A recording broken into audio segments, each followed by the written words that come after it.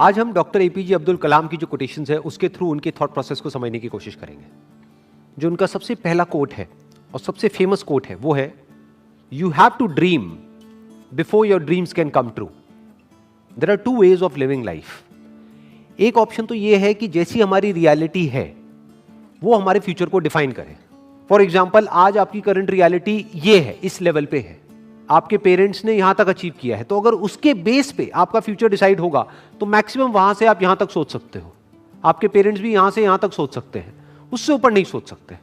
But अगर हम चाहते हैं कि हमारा जो फ्यूचर है वो प्रेजेंट से और पास्ट से बिल्कुल अलग हो, तो उसके लिए ड्रीम्स की जरूरत है, उसके लिए इमेजिनेशन की जरूरत है कि वो इमेजिनेशन आपको भगाए, ना कि आपकी जरूरतें या आपकी मजबूरियां आपको भगाएं।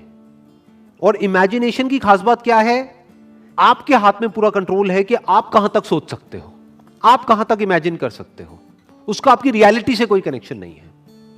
हो सकता है आप एक ऐसे बैकग्राउंड से हो जहां से कि वो इमेजिनेशन दूर दूर तक मैच नहीं हो रही है। और उसका सबसे बड़ा एग्जाम्पल कौन है? Doctor APJ Abdul Kalam. पहले तो एक इतने छोटे से गांव से निकल करके एक इतना बड़ा साइंटिस्ट बनना, और उसके बाद में भी इस कंट्री के प्रेसिडेंट बनना। लाखों करोड़ों स्टूडेंट्स के लिए वो एक आइडल हैं आज भी। अगर जिस बैकग्राउंड से वो आए, जो उनकी रियलिटी थी, अगर उसके बेस पे उनका फ्यूचर डिसाइड होता तो कभी भी वो इसका 1% भी अचीव नहीं कर पाते जो उन्होंने अचीव किया। लेकिन जो भी कुछ उन्होंने अचीव किया वो किया अपनी ड्रीम्स के बेस पर। और अगर ध्यान से उनकी लाइफ को ऑब्जर्व करोगे तो कभी भी उनका सपना ये नहीं रहा कि मुझे ये पाना है, मुझे वो पाना है, मुझे वो पाना है, मुझे वो पाना है, क्योंकि ये सपना तो आपको भिखारी बना देता है। उनका सपना हमेशा से ये रहा है कि मुझे ये करना है, मुझे ये करना है, मुझे ये करना है, मुझे ये करना है, अब ये कर लिया, अब ये करना है, अब ये कर लिया, अब मुझे ये करना है, अब ऐसे कॉन्ट्रीब्यूट करना है, अब ऐसे शेयर करना है। इनफैक्ट एक आदमी की असली पहचान इससे नहीं होती कि उसको कितना मिला है, क्योंकि अगर इसी से होती तो सबसे ज्यादा लाइफ में किसको मिलता है? एक भिखारी को। पूरी जिंदगी सिर्फ मिलता ही मिलता है। तो एक आदमी की असली पहचान इससे नहीं होती कि उसको कितना मिला है, बल्कि इससे होती है कि उसने क्या दिया है। तो अगर उनकी लाइफ को आप ध्यान से ऑब्जर्व करोगे तो आप एक ही चीज नोट करोगे कि उन्होंने सिर्फ दिया ही दिया है। बड़ी सिंपल लाइफ जी है उनकी लाइफ को अगर आप ऑब्जर्व करोगे, बहुत ही simple life, down to earth life. और लाइफ का सिर्फ एक ही मिशन रहा है कि किस तरीके से मैं कंट्रीब्यूट कर सकता हूं, किस तरह से जो आने वाली जनरेशन है उसको इंस्पायर किया जा सकता है, किस तरह से बच्चों के अंदर जो एक स्पार्क है जो हर बच्चे में होता है उस स्पार्क को इग्नाइट किया जा सकता है। यही उनकी पूरी लाइफ का मिशन रहा है। ऐसी लाइफ कैसे पॉसिबल हो पाई? On the basis of dreams, on the basis of imagining the future as he wanted. In fact जानवरों में और इंसानों में सबसे बड़ा फर्क यही है। जानवरों को उनकी जरूरतें भगाती है, उनकी मजबूरियां भगाती है, उनकी भूख भगाती है। बट इंसान होने का असली मतलब यह है कि आपको आपकी जरूरतें ना भगाएं, बल्कि आपकी सोच भगाए, बल्कि आपकी ड्रीम्स भगाए, बल्कि आपकी इमेजिनेशन भगाए। आप फ्यूचर को खुद इमेजिन करो, जैसा फ्यूचर आप चाहते हो अपने लिए, और फिर उस फ्यूचर को क्रिएट करो। That is the power of being human. इसीलिए कहा जा रहा है, you have to dream before your dreams can come true. तो मैंने अपने अलग अलग सेशंस में कई बार ये बात बोली है, लेकिन ये बात इतनी इंपॉर्टेंट है कि एक बार और बोलनी बनती है यहां पर। 90% से ज्यादा लोग लाइफ में इसलिए फेल नहीं होते हैं कि वो कुछ बहुत बड़ा सोचते हैं और उसको अचीव नहीं कर पाते हैं। वो इसलिए फेल होते हैं क्योंकि वो बहुत ही छोटा सोचते हैं और उसको अचीव कर लेते हैं, यानी कि उनकी ड्रीम्स होती ही नहीं है। लोग इसलिए नहीं फेल होते हैं कि उनकी बहुत बड़ी ड्रीम्स थी और वो पूरी नहीं हुई। लोग इसलिए फेल होते हैं क्योंकि एक्चुअल में उनकी कोई ड्रीम्स थी ही नहीं। Next quote is, man needs his difficulties because they are necessary to enjoy success. इस कोटेशन की जो डेप्थ है वो वही समझ सकता है जिसने एक्चुअल में बहुत बड़ी सक्सेस लाइफ में अचीव करी हो और जिसने बहुत बड़े बड़े फेलियर्स भी देखे हो। बिल्कुल इसी तरीके से यहां पर क्या कहा जा रहा है कि पानी की इंपॉर्टेंस सिर्फ वो आदमी समझ सकता है जो कभी प्यास से तड़पा हो। खाने की इंपॉर्टेंस वो आदमी समझ सकता है जिसने भूख देखी हो, जिसको बचपन से ही 56 भोग मिला है, जितनी उसकी भूख थी उससे बहुत ज्यादा मिला है। क्या उसके लिए खाने की कोई वैल्यू है? बट जो आदमी 2 दिन से भूखा है उसको आप कुछ रूखा सूखा भी दोगे तो उसकी क्या वैल्यू है उसके लिए, वो सिर्फ वही आदमी जानता है। ऐसे ही सक्सेस का मतलब सिर्फ वो आदमी समझ सकता है जिसको सक्सेस मुश्किल से मिली हो, जिसके बाप ने कुछ किया और करके एक लेवल तक पहुंचा और उस बच्चे को ले जा करके कुर्सी दे दी और वहां पर बिठा दिया। वो कभी नहीं समझ सकता कि सक्सेस का मतलब क्या है। इनफैक्ट सक्सेस को वही आदमी डीपली इंजॉय कर पाएगा और ज्यादा टाइम तक इंजॉय कर पाएगा जिसको वो सक्सेस बहुत ही मुश्किल से मिली हो, जो उसके लिए बहुत तड़पा हो। इसको आप इस तरीके से कह सकते हो कि एसी का मजा एक्चुअल में किसको आ सकता है? जिसने गर्मी को फील किया हो, जिसने गर्मी को एक्सपीरियंस किया हो। जैसे मुझे अपने एक बचपन की एक बात याद है। When I was I think around 8 to 10 years old, तो हमारे घर में पंखे होते थे। तो हमारे एक रिलेटिव होते थे, उनके घर में एसी लगा था। उस वक्त एसी बहुत कम घरों में होता था, आज तो कॉमन हो गया है। मुझे अभी भी एग्जैक्ट याद है वो फीलिंग, जब मैं उनके घर जाता था तो वो जो एसी वाला कमरा था, जैसे ही उसका गेट खोलता था और वो हवा पड़ती थी, ये अंदर थोड़ी देर के लिए बैठने को मिल जाता था, तो क्या फीलिंग आती थी वो मैं ही जानता हूं। That was like heaven on earth. जबकि देखा जाए तो क्या है कि एसी तो है। अब ये फीलिंग क्या कभी उस बच्चे को मिली होगी जो पैदा ही एसी में हुआ? तो मुश्किलों से डरो मत, मुश्किलों को अपना दुश्मन मत समझो।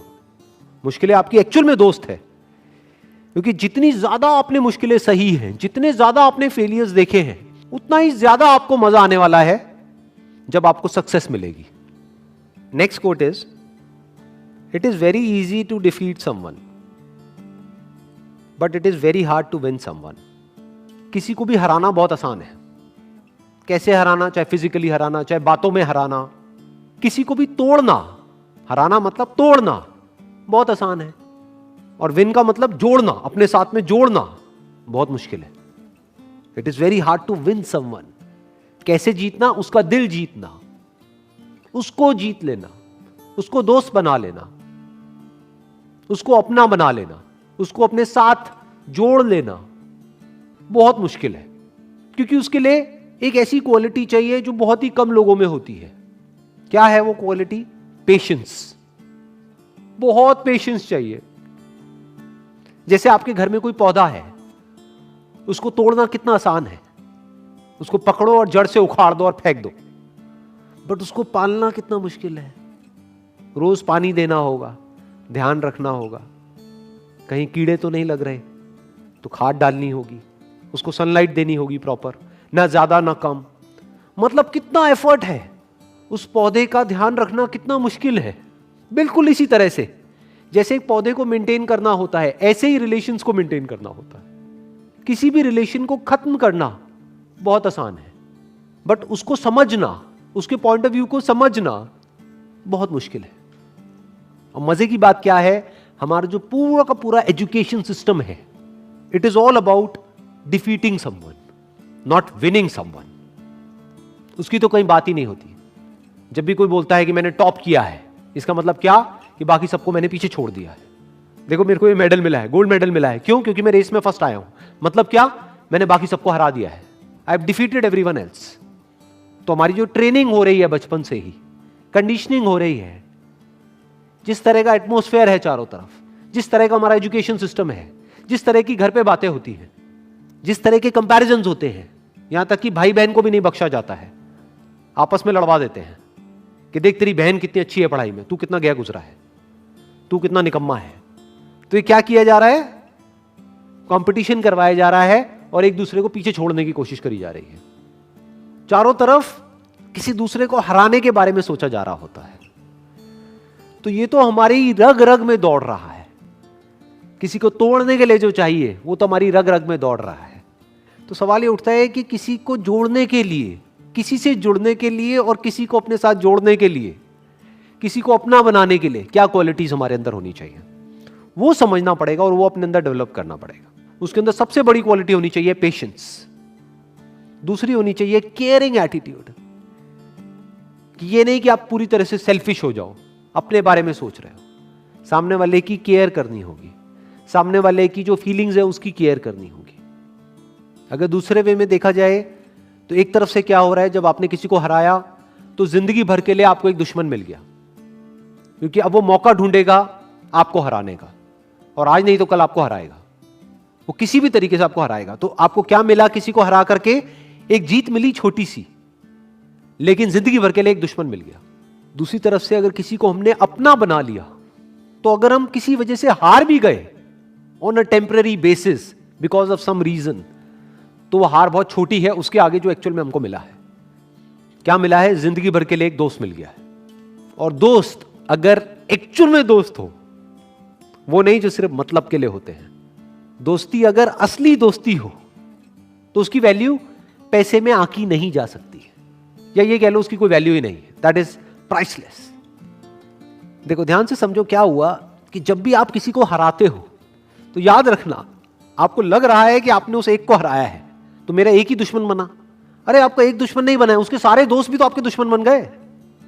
तो अब आपका एक दुश्मन नहीं है। अगर इस आदमी के 1000 दोस्त हैं तो अब आपके 1001 दुश्मन है। दूसरी तरफ से अगर आपने किसी को अपना बना लिया है या एक दोस्त बनाया है, तो ये मत समझो आपने एक दोस्त बनाया है।